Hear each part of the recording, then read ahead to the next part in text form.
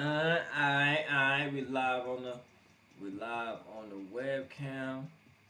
We got the mic on the podcast. We got the beats playing. Yo, you the first guy to ever come in here playing beats. You gotta show him who I am. Yeah, man, that's pretty lit. For everybody paying attention, listening right now, I'm adjusting the microphone, so my bad. Let me get this shit situated and move the mic closer to my guest of honor for today. Thank you. We got ShaneHush in the building, everybody. See, if I had a soundboard, I'd throw some what's it called, round of applause in there, but I ain't got a soundboard. We got that's season 3. Right, season 3 we're gonna have sound effects. We had them in season 1, you know. Season 2 we don't have them, but season 3. Season 2 on the grind. Season 2, you know what I'm saying? We popping. YoCLTRaps, like I said, Tizzy in the building, ShaneHush in the building. How you been, Shane? Man, I've been good. Been busy, been active. Pollen been kicking my ass. You said the pollen? Yeah. Yeah, see, man, luckily my body had allergies for like one springtime. And then my body was like, yo, fuck that. I'm not I dealing envy with you, that man, shit. because it's my birthday in the spring. And Oh, when's your birthday? April 29th. Oh, you like right in the thick of it. Yeah. Oh, shit, I just got a message from Charlotte Post. Oh, it's lit. I'm gonna read this after the interview. Yo, man, so for those who don't know, Shane is the self-proclaimed, emerging producer, best emerging producer in Yeah, Charlotte? man, you gotta have a tagline in there. Hey man, yo, you got Jamonte, the best rapper in Charlotte. You got ShaneHush, the best emerging producer in Charlotte. You got me, the hardest working nigga in the city.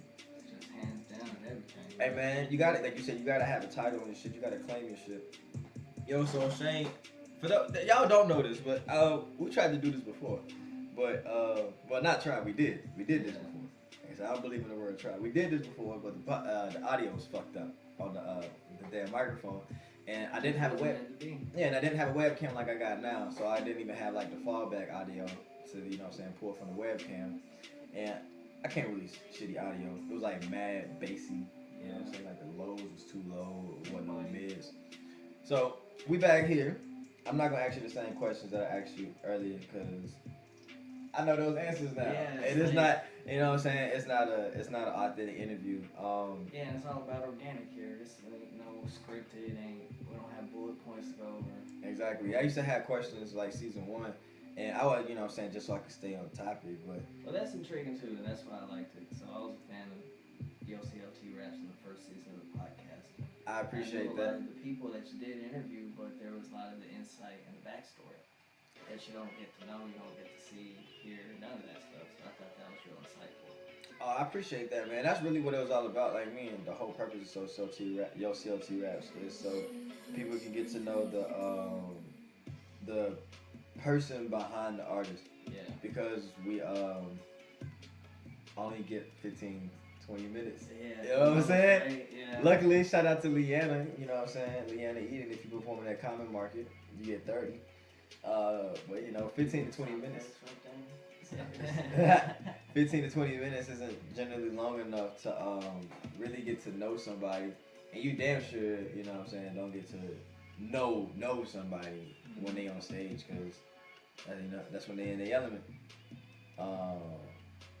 And that's what's cool too. I think it's like with these places, when you get a lot of people just cross over, bypassers, all the random people and all that stuff, right? They can connect with your music for a reason. Go and kind of find, look you up, hear the interview, and then connect to you on a personal.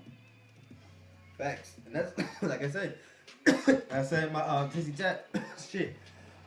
Oh, this lavender. Oh, the lavender's in my chest. Your boy Lavender is amazing good. But yeah, excuse me, that shit got me all kind of thrown off. That's right, got your own life. Shit, it's in my chest. Oh, it's in my chest. I'm dying. But like you said, underneath the whole thing of the artist, there lies a person. Yeah. And I'm sitting here right now with the person, ShaneHush. And like I said, I don't talk to you, so I don't learn a lot of stuff. But for the sake of the interview and for the sake of the listeners who don't know you, I am gonna ask you, you know what I'm saying, a couple basic questions. Yeah. That way, you know what I'm saying, people can know. But you know, then we're gonna, you know, deep dive into how YoCLT Raps interviews. So for everybody listening, I mean, Where did you come from, bro? So originally, Like you, not well, cause like we're where talking about we music, born, and where music, I like you know what I'm come saying, like you so weren't music really here. comes from years of family. Comes from in my blood. I got drummers, guitarists, keyboard. I got singers. I got everything. So it's always been in me. I was more raised on the metal and rock side, and it was thanks to my aunt and uncle that lived in New York. When they came down when we crossed paths again, they introduced me to DJing. Straight up disc jockey, the ones and twos, vinyl, scratching on wax. So ever since then, I've been hooked, and it's hip hop's been in me because I've appreciated it, the stories, and that's what grabbed me. Is that if I can listen to a song and it can take me away, because music to me helps me forget and helps me remember. Some people don't get that. Yeah. Most people will, and hip hop does, and it tells them stories. It's like a therapy for you. It is. And I mean, I think you're the second person in 6 months I heard say that. The other person being my brother, Rod Styles. Little producer connection right there. Exactly, because you know what I'm saying, he works for himself now, but he would be at work, you know, he'll work at his job at Spectrum, and then he'll leave Spectrum and have an hour before he's throwing the jam session. Yeah. And I'm like, how you cram anything? you know what I'm saying? Like, well, you ain't got like an hour like to yourself. You know what I'm saying? Like, I just did my podcast, and then you pulled up, and then I'm like, all right, well, I'm about to do another podcast. But that's, you know what I'm saying? That's kind of, it's different. You know what I'm saying? Like, granted, I did my podcast, and I stopped doing that. Well, that's uploaded. I'm making a flyer for a show that I got going on, and then I come back. This is chilling. You know what I'm saying? This is me and you having a conversation. This isn't.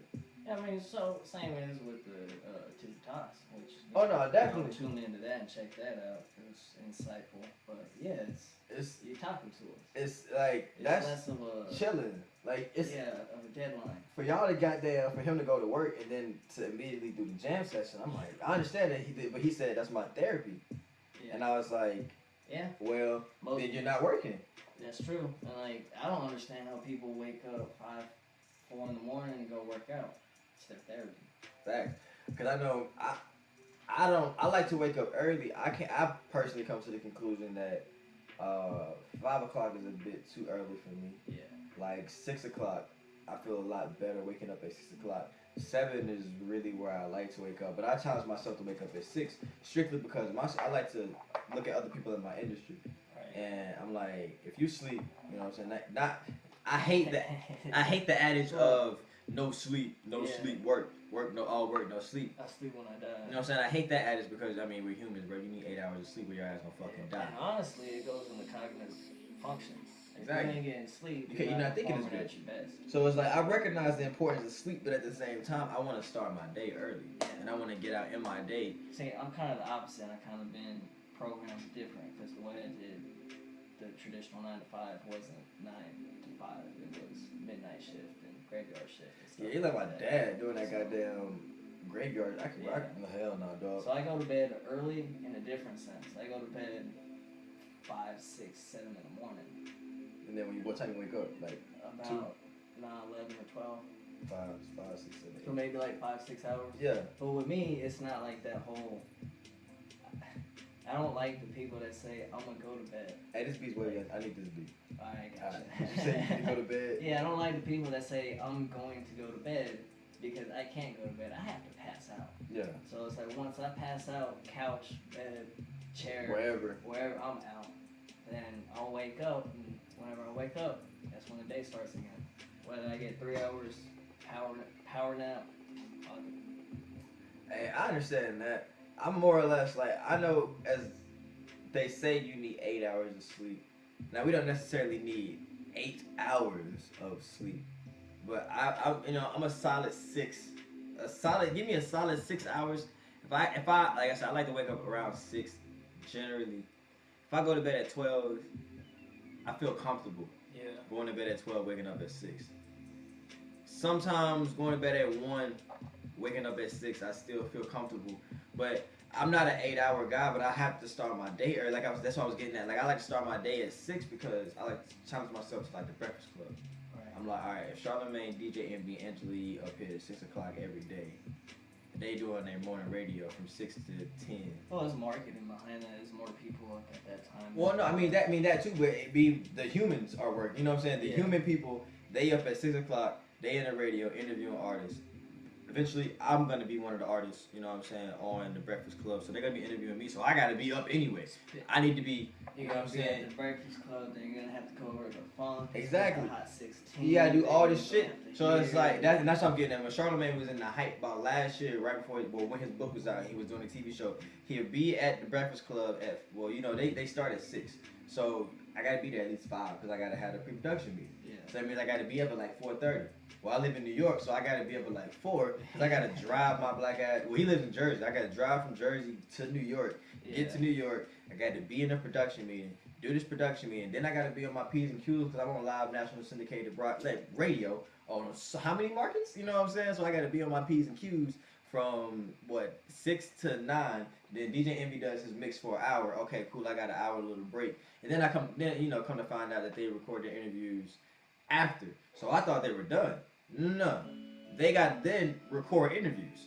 So they got other artists, so if you go to the Breakfast Club on YouTube, and you'll see like a little 15-minute interview with Designer. Mm-hmm. That interview was recorded during the day before. It didn't get aired. It just got recorded after. And then just because the interview's done doesn't mean the day's done. Exactly. So he was doing interviews after that. Then he would leave and he would go to Viacom, where he was doing a TV show. So he's doing his TV show. I'm like, I want to have a TV show. Yeah. So you know what I'm saying? If he's on the radio and a TV show, that's 2 things I want to do. Well, not 2 things necessarily with the radio, but I want to do the TV show. Yeah, so I got to be up. You know what I'm saying? You can't then go to sleep. You can't take a nap at 1 o'clock because right now I'm in a meeting. I'm in a meeting with Viacom pitching my TV show. Yeah, that's when you take a nap. You're in the Uber or in the chauffeur. Exactly. You got it. So you sleep when you sleep when you can. I mean, as many successful people as there are in many different fields, no one has found out how to add that 25th hour yet. No. So we all got 24. Yeah. We all got that's one of my favorite adages too is lessons. one of my favorite adages is we all got the same 24. It's about what you do with it. Yeah. And like I said in my Tizzy Talks like earlier today, like I woke up like mad depressed because like my car situation, like I'm just trying to bro, it's like a whole bunch of shit. So but at the same time it's like, bro, I sleep in this bed until 11 o'clock. It's 11 o'clock. Yeah. You know what I'm saying? Like it's 11 o'clock, bro. Like if you sleep this day, if you stay in this bed till 12, well now it's 12 o'clock when you get up out this bed because because you're as in me, like you're not gonna stay in this bed all day. Yeah. You're gonna get out this bed. You either gonna get out this. I think I got out the bed at like 9. I wish I had a better term, but yeah, I'm in that boat with the you being the general people. Yeah. Not the you right in front of me. I'm not talking at you. We're having a conversation. Yeah. Exactly. So I feel you on that. It's like we all got that same 24. It's all about what the fuck you do with it. And it's kind of everybody has their talents and their gifts. And like with my 24, I make a podcast or I rap or I do videos. Yeah. And then you make these fire ass beats. Appreciate that. That's one thing too. It's like it's many hats because I started off trying to be a producer, trying to make beats, and I've had to learn marketing, I've had to learn branding, I've had to go up on video editing and graphic design, and it goes to what you were talking about in Tizzy Talks earlier, but it takes a team, but sometimes it's easier for yourself to just learn, especially when you're starting out. When you're starting out, not everyone has that push of the money.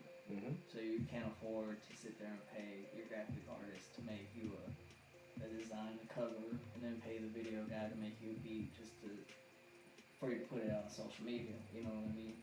So it's best just to learn all that stuff you're on. It's YouTube. I bet, yeah.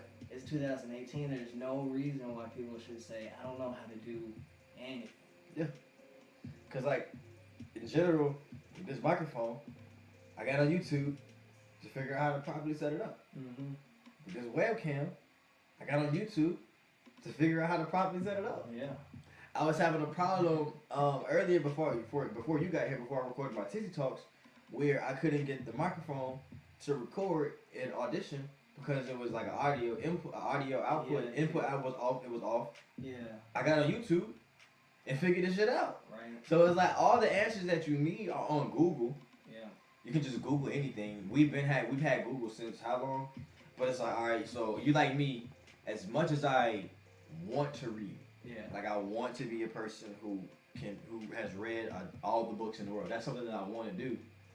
I'm just not a reader. Like I literally fall asleep while reading. Yeah, like podcasts. Yeah. Audiobooks. Exactly. So that's my thing. Like I read these books that I've read, like growing up, and especially when I read Sheriff on Swanee in college. That was a really good book. I only read it because it was in college and I had to read the book. But that was a really good book. But I fell asleep while reading the book.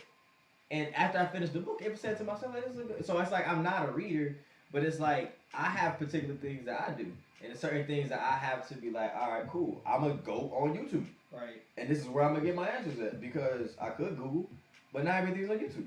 Yeah. So there's literally no excuse now. And that's why I had to have a conversation with Kizzy. I was like, I think our problem as a generation is that we think ourselves, you know what I'm saying, into a corner, and then we end up literally thinking ourselves to death because we be thinking, all right, I gotta learn how to do this, or I can't do this. Like, I gotta get somebody else to do this, or yeah, that goes. I gotta find somebody, or I gotta. If you just music, do. An artist, I was having conversations with a lot of people at the New Era Music Festival, and just released the music. Because I'm sitting on, don't know how many beats on the computer. I'm the only one listening to them. Exactly. So, as an artist, as a producer, anyone, just release your music. That's if you're worried about it, just sitting there. That's where the whole thing, just learning your marketing, learning your branding. Can I ask you a question? Push music to. Go ahead. Have you ever lost music on a hard drive? Yeah. I This think- is like my third or fourth computer. And That's actually, ironically, it's funny because I got one of the guys that I'm working with. He's seen when I first started making beats and all that stuff. It was a transition from DJing. So it went from being a DJ and I wasn't old enough to get into the clubs and all this stuff to making beats. And I actually started off on the phone with FL Mobile. Yeah. Oh, word. Damn. Yeah, and to go back and hear some of the old ones, because I still have some of the old files. I keep them just to, it's the humble, because like, damn, I've gone so far. Yeah, I started out here. And that's the whole thing to push me to never stop learning. Yeah. Because if I never bothered to start learning, I'd still be making shit like that, So, it's a big progression. And I don't regret anything I've lost because I wasn't in that mind frame to push it out. Everything I've lost was pretty much that building the confidence, building the repertoire, building your knowledge, all that stuff. So I never really see a loss as a loss if you can learn from it. Oh no, most definitely. Cause we lost. I asked that question because shit, the higher we done lost 1 million motherfucking hard drives, and all the music that was on it was like 90% unreleased. Oh yeah. And we wouldn't have lost it. The elephant graveyard. Which is crazy. I was telling Kizzy, I was like, we wouldn't have lost this music if we would have released it. Exactly. So holding back our music at the end of the day, it hurt nobody but myself, us. Like it didn't hurt none of the millions of people in the world because none of them heard it. And you're left with, and one of my biggest pet peeves is what ifs. I don't like a what if. Or you're left with trying to recreate a song. Yeah. And that's just the worst shit. Oh man, I've tried to do that. I think every artist has tried to recreate something. Yeah. Even if it was like, for me, we recorded a whole song. Yeah. And all I had to do was just go back, re-record my verse one more time because I didn't like the way I ended it. Because I ended it like da-da-da-da instead of da-da-da-da. Yeah. So I was like, it's cool, it's listenable, you know what I'm saying? It's not offbeat or nothing. I just didn't like the da-da-da-da. I wanted to go da-da-da. Right. And so, time go by, we lose that 5. Yeah. And I'm like, charge to the game. But that song, Foot on the Gas, that we ended up releasing the second verse. Like we recreated it because Kizzy was able to get his verse, and we got the hook. But like for me to capture that same energy, it just wasn't there because I wasn't in the same place. Right. I wasn't even living in the same spot. Yeah. So it's like that same everything, that mentality that I had was gone. And 6-7 months down the road, I'm trying to recreate something, and only person that I could put the song out, and I put the song out, and people like it. Right. But the only person that it hindered was me because I'm like, I don't have that same energy. What ifs, regrets, all this stuff. I feel you on that. Got to, bro. You just gotta put that shit out. I think that, and that's the moral of the story. And like I told FaZe guy, I don't know if he uses Lander, but Lander, bro, LANDR, is $6 a month. Everybody can afford $6 a month, and if you can't afford $6 a month, you can do what I did. You can ask somebody for $6. Like, hey, bro, can I borrow $6 real quick? It comes down to choices. I mean, you want Netflix or you want to push your music. That's what I'm saying. Like, if you ain't got $6, like, yeah, like it's for real, $6. That's one trip to any store. That's reality setting. And do I need X, Y, Z? Let me not get this candy bar today. Let me just say this. Do I need this beer? Do I need whatever? And put your music everywhere. Everywhere, like literally everywhere. That's how our music is on Spotify. That's how our music is on Tidal, Apple Music, Pandora, Google Play. It's $6 a month. And I've been trying to tell people, like, just do that. Right. Put your music on Lander. And the thing about Lander is, like, even if you don't master your shit, they're like, that $6 a month comes with a free, it's a low grade MP3 master. But it's still a master. It was on the floor last time I saw it. Boom. It's still a master, so it's like you can better the quality of your music and put your music out. And then lastly, I think Amuse, which is an app on the phone, that shit's free.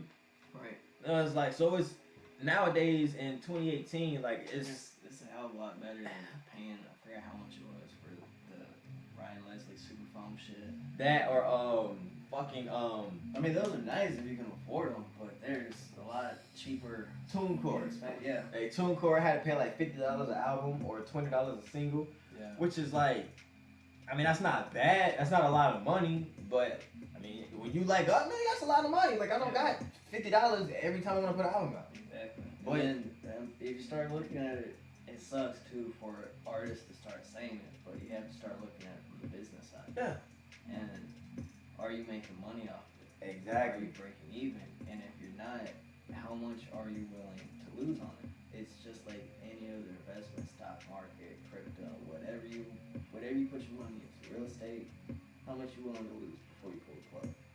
Most definitely. That's why I talked with, I said at the FaZe guy, I was like, to be real, once you get your music on Spotify and iTunes, and you start looking at your streaming numbers, I can really give a fuck less about about SoundCloud. Right. Like, SoundCloud is cool and everything. Ignore it because it's still like. Yeah, like you don't ignore it or anything, but like, bruh, I'm really focusing on these because this is where I get paid. Yeah. Like, and at the end of the day, if you pump your Spotify and you pumping your iTunes and you getting those numbers up and you're getting thousands of plays on there, that's gonna trickle down to your Spotify. I mean, that's gonna trickle down to your SoundCloud, just because you have people who's gonna hear about you through word of mouth. But it's like, shit. Yeah. Let me get these plays up on. Like, I got 10. If I got like, I haven't hit 10K like on SoundCloud. I haven't hit 10K. We hit 5K on some songs. It's like, you know, like, let me hit 5K on Spotify. You know what I'm saying? Let me hit 5K on iTunes. Like, yeah. Let me get that 40 cent right quick. Let me get that 40 cent. That's kind of what it comes down to, because goddamn, I keep forgetting that I have my own torch.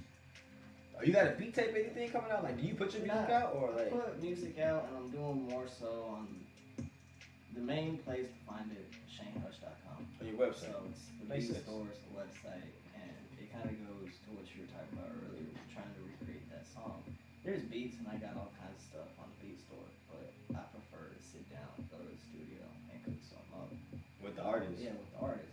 And when you're paying for studio time, and it's the hour, you gotta learn how to do all this stuff quick. Yeah. So whether it's condensing, whether it's shortcuts, short keys, whatever you do, have your track outs ready, have whatever before you step in the studio. Cause I ain't trying to pay for shit that I can do at the house, you know. That sound like Gucci. Gucci was like, Zato was like when Gucci was in the studio. I think, did you tell me? You might have told me that. Yeah, we were talking about it to where Zato never would think, I can't even remember the exact time. It was like 15 minutes. Like, yeah. Gucci wanted to do a new song every 15 minutes. Yeah. It's like, yo, I need a beat. And that's why a lot of Zaytoven beats were, like, they're basic, but they all sounded different. It's because Gucci was just like, we gotta go. Like, so it was off the cup. Off the cup. Like, when you in that studio, it's time to work. Yeah, it ain't no time to play. I mean, you can take your photos, you can do your promo, you can do all what you gotta do once he's mixing it, once the engineer is cooking on it, but not before shit gets recorded, not before shit gets laid down. Cause you got from 1 to 3, and at 1:59, and it's 2 o'clock. You looking at the last hour, you realize that you still on the first song. You want to get 3 songs done today. You got an hour. You still got 2 songs left. Yeah, you can be like, shit, Yeah, I should have that's- took those photos. Shouldn't have brought that liquor. Shouldn't have brought that liquor. That blunt. Cause it sounds good when you be like, yeah, I'm in there from 1 to 4 or 1 to 3. I got a 3-hour session. But that shit go by so fast. And people, I don't. That's why personally, I don't really. I'm not a big fan of the studio environment. Right. I've been in studios. Like we did Tiller Purple. It's at I can't remember the name of the goddamn studio. Damn. Not that I'm trying to like shade home. Yeah, but I just can't remember. Yeah, Shout out to the studio that we recorded it at. But I've been in time studio sessions where we had like 2 8-hour sessions and like a 4-hour session, and that 8-hour session goes by fast as fuck. And you think you were like, y'all been here from 12 to 8, we good, and then you realize it's 7 o'clock, and you're like, damn, like we only got like 3 songs done in 8 hours. Like that's. So I've seen both sides where it's like I go in and I have my end ready, but then the artist wants to bring his posse and have the crew with him. Or the engineer, which that's the worst. Because you're paying the engineer money to pretty much host a party for him and his friends. And I've been to those too. So like you've been in situations where you go to the studio and then like the engineer has homies in there? Yeah. Oh, what the fuck? And they're just kind of like, it's the 2 ones. So it's got the recording booth and it's got the mixing booth, right? So his homies would come in just kind of as they please. Just it's the hangout spot for them, I guess. Mm-hmm. And been to the other ones where rapper wants to bring 20 people plus the grandma's like. Yeah, that's what I expect to be more of, niggas, is to be like, yo, why you got the entire crew with you? Yeah. That's why I couldn't work in the studio. Like, I engineered the highest music, and, like, I've always had my own microphone and shit. But I don't like to do studio shit unless it's for somebody I know, because it's been times I've done studio, like, I need bread, so. Well, that's easier, too. It goes back to the time, so 2 people that I know that, like, really knock their shit out, they build the relationship with the engineer. Yeah. The engineer pretty much knows how they want their vocals, everything. So you run a studio, you got a studio right now? I don't. Oh. But I go with them and just meet the engineers and stuff. And last one I've been to, I don't want to fuck up the name, but it's Big Beats. So y'all check him out. He's over there in Carolyn's Boulevard. Y'all need a spot to record.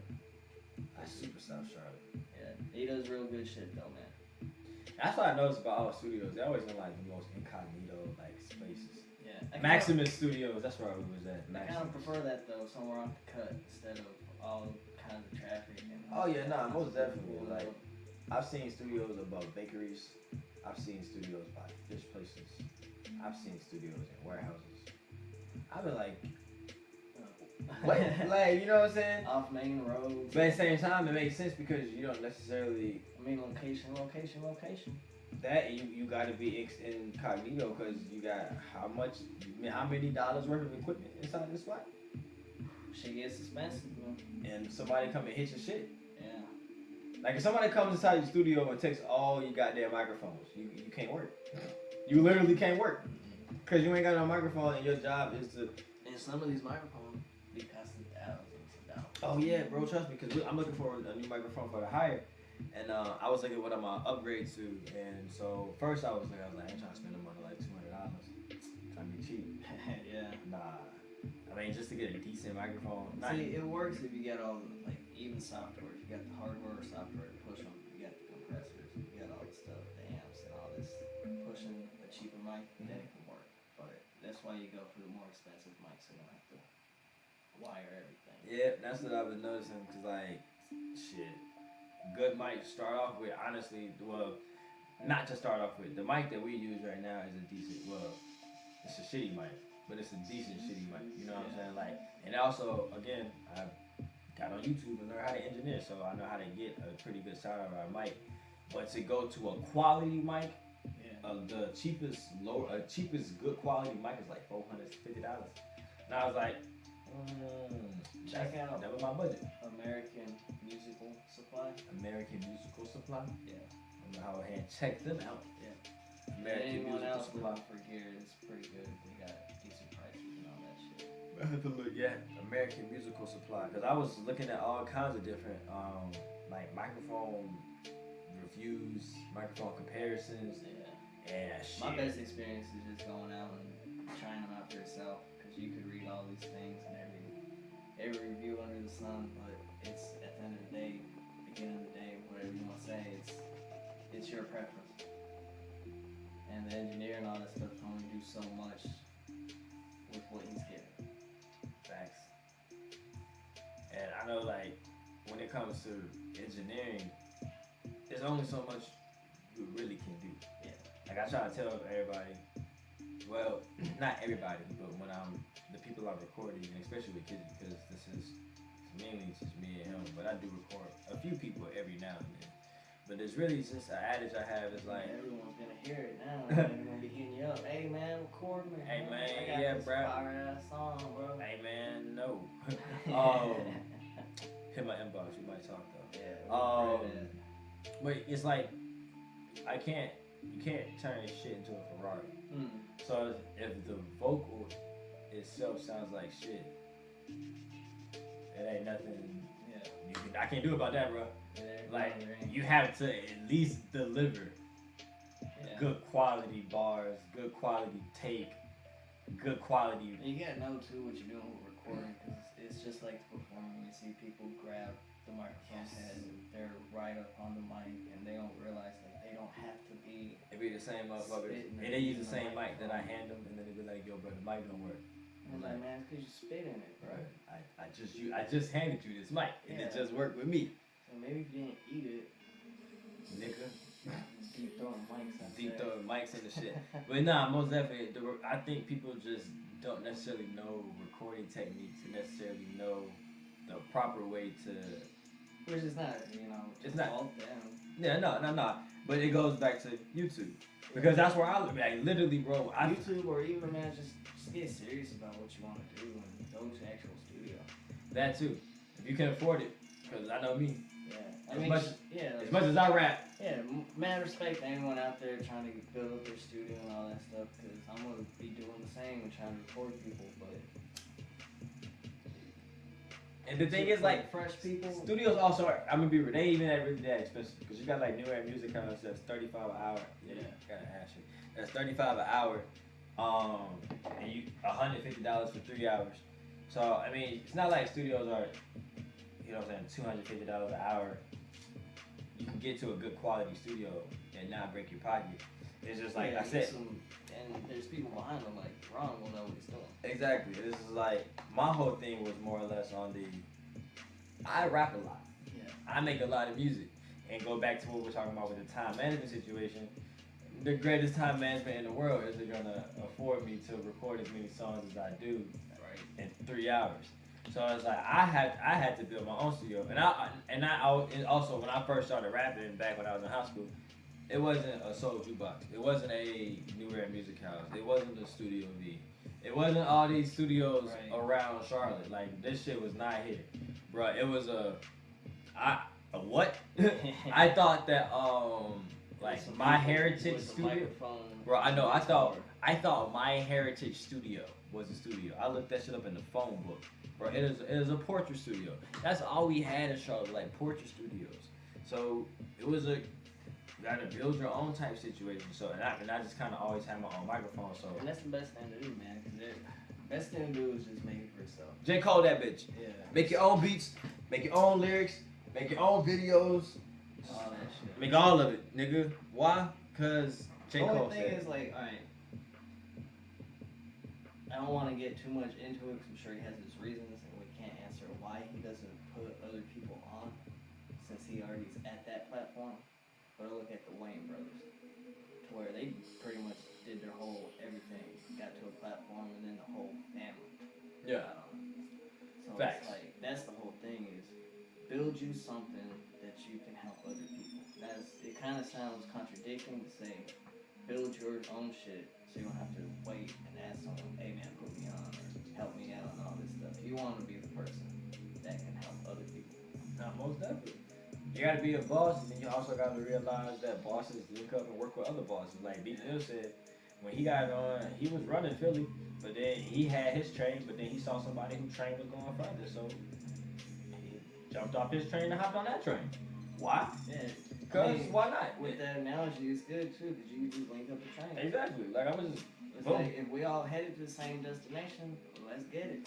Let's just work together. Go great. That's exactly what I talked about in my and the Tizzy Talks. It's like, man, at the end of the day, it all comes down to us each one teach one. You know what I'm saying? And it takes a village. Because all of us are doing the same shit. And at the most like I said, like I was saying, for the most part, all of us are black males. Like you're a male of color. So it's like all of us go through the same shit. So all of us have these same exact pressures, some more than others, some different than others. We all have these same pressures and all these different things we got going on. So why the fuck don't we just link up and work together? Everyone goes through different shit, but it'd be easier if we're all there for each other. Exactly, because it's just like another adage I say about knocking on the wall, knocking on the door. Everybody's knocking on individual doors. The person behind the door don't really know where the fuck to go because it's 1,000 doors knocking. But if we all just stopped and knocked on one door, loud as fuck we could, and not broke that door down, once we get to the other side, then we can split the fuck up and do whatever the fuck we want to do. Because that's what Flo Rida and Rick Ross did. Them niggas don't like each other. Yeah, it comes down to greed though. Everyone wants their own. And that's the thing, greed. Goddamn, was one of the 7 deadly sins. Yeah. And for some reason, everybody... What's in the box? What's in the box? I thought you was talking about a box. My dumbass. Nah, that movie. Everybody wants to be the person that, when everything is said and done, they're the nigga that did it. And it's like, bro, it doesn't matter if you the one. Just be one. Nobody knows who started the pop in Chicago.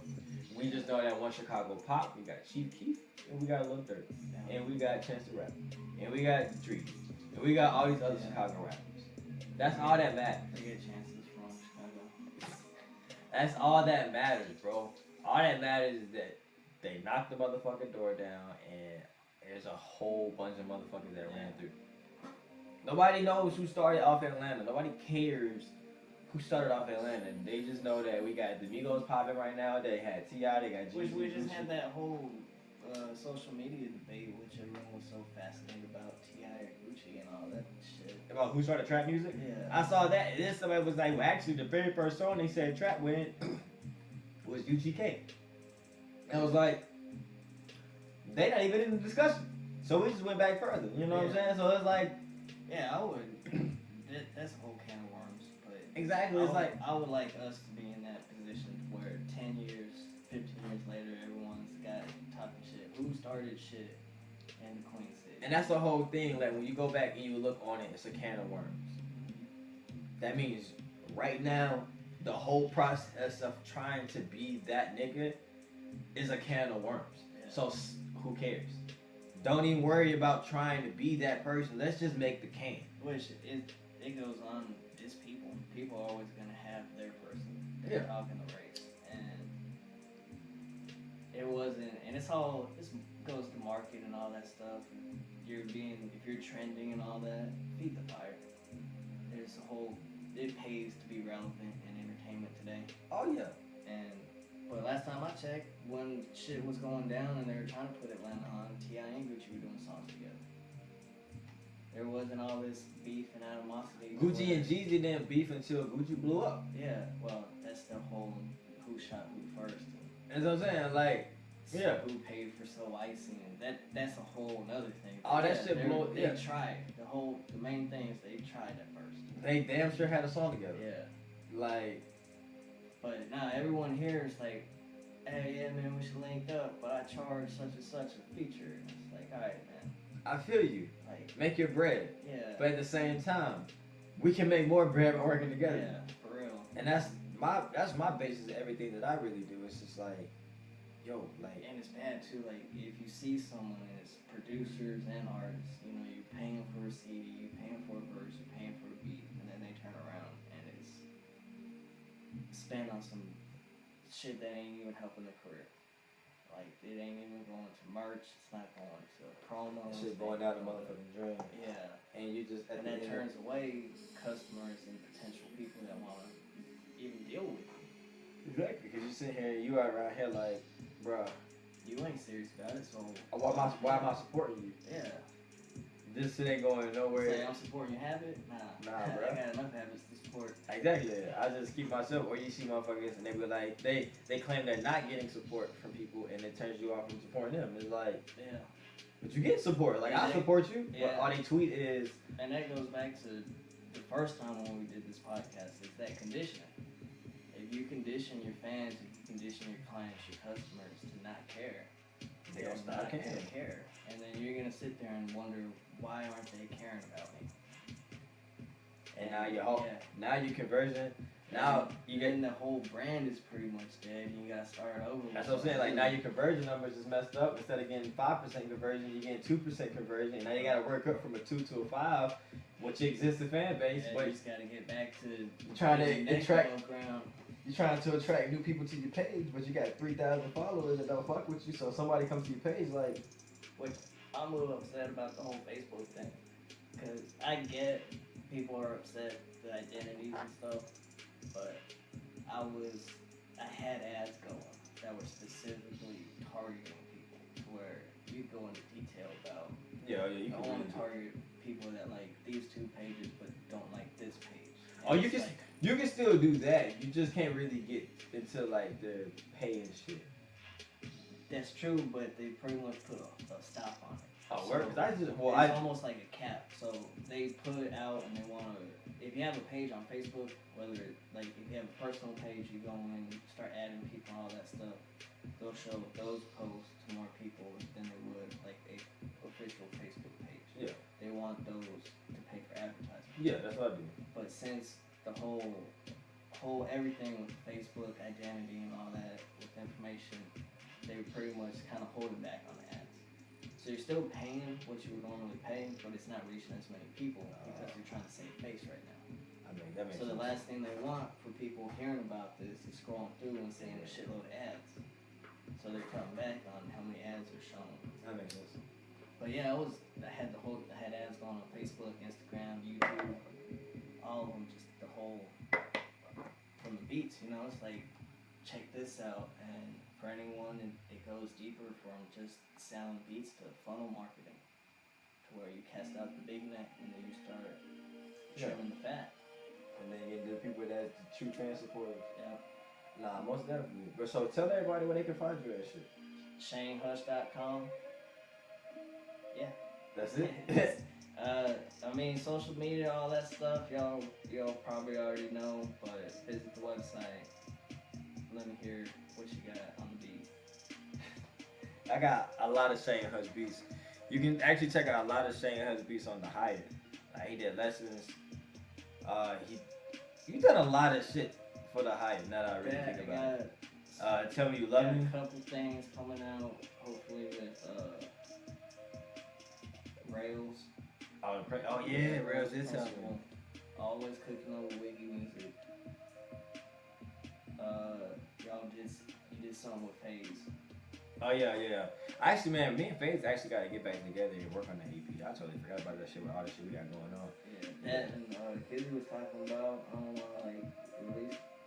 Oh yeah. We got something. Kizzy been talking. Yeah, we gonna cook something up with that. Yeah, definitely Matrix P. Gotta be cooking up with him. Was talking to him a lot at the festival. See what's up, man. If you're not on ShaneHush right now, bro, go ahead, link up with the homie at ShaneHush, www.shanehush.com. Y'all, glad you came in and stopped by for the interview, bro. Cause I finally got it. Had my headphones on the whole time, so I know it sounds good.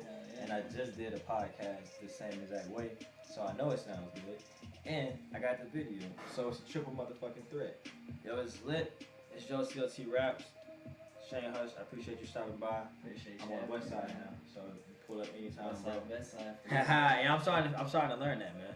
So like I said, man, I appreciate you pulling up. It's lit. YoCLT Raps. Make sure you follow us, subscribe. Sweet. We out.